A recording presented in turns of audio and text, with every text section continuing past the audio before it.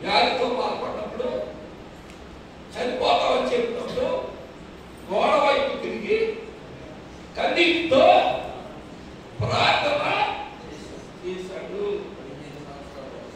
ఆ ప్రార్థన ఎవరి హృదయం మార్చిందో తెలుసా?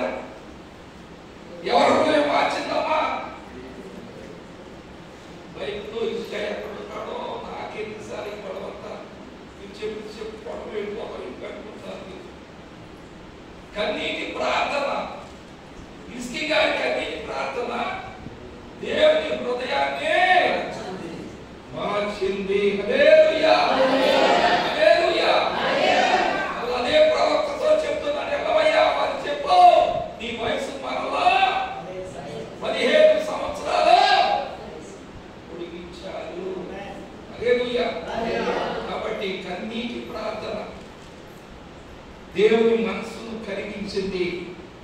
మన జీవితంలో కన్నీటి ప్రార్థన అలవాటు చేసుకోవాలి. సంఘమంతా కలిసి ప్రార్థన చేయాలి. సంఘమంతా కలిసి దేవుని సన్నిధిలో ఇలా మరి ఆత్మీయ స్థితిలో ఎదగాలి. అపోస్తుల బోధ యందు, పరిశుద్ధుని సహవాసమునందు, రొట్టె విరుచుట యందు ఎడతెగక ప్రార్థన యందు, ఇదండి సంఘం యొక్క నియమము. హల్లెలూయా, హల్లెలూయా, హల్లెలూయా.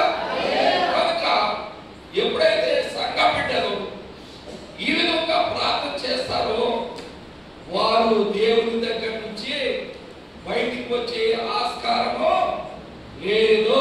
హల్లెలూయా. 17వ సంవత్సరంలో నా చెయ్యి దేవుడికి ఇచ్చాను, ఇప్పటి వరకు కూడా దేవుడు నా చెయ్యి విడిచిపెట్టలేదు. హల్లెలూయా. మనము రైల్వే స్టేషన్ కానీ బస్ స్టాండ్కి వెళ్ళిన తర్వాత కాసేపు చుట్టాల బంధువులు వెళ్ళిపోతుంటారు. సెకండ్ ఇచ్చి మన సెకండ్ ఇచ్చిన తర్వాత విడిచిపెట్టిన వాళ్ళు చెయ్యి ఎవరు పట్టుకుంటారు? దేవుడు పట్టుకుంటాడు. హల్లెలూయా. అందుకని ఇది మొదలుకొని నీ రాకపోకలేదు యెహోవా నిన్ను కాపాడును.